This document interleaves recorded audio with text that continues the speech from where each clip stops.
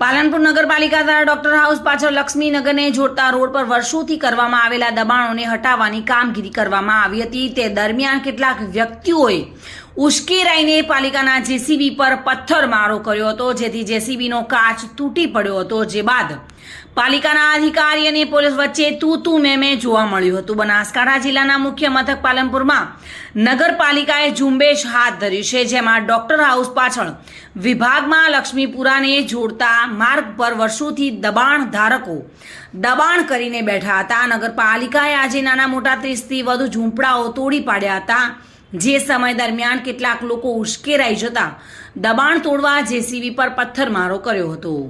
આ પથ્થરમારા દરમિયાન જેસીબીના કાચ તૂટ્યા હતા। જે બાદ પોલીસે મામલો થાળે પાડ્યો હતો, પરંતુ પોલીસ અને નગરપાલિકાના અધિકારી વચ્ચે તું મેં થયું હતું। નગરપાલિકાના ચીફ ઓફિસર નવનીત પટેલ ઘટના સ્થળ પર દોડી આવી સમગ્ર મામલો થાળે પાડી અને આગળની કાર્યવાહી હાથ ધરી હતી। પાલનપુરથી bureau report, today Gujarati news.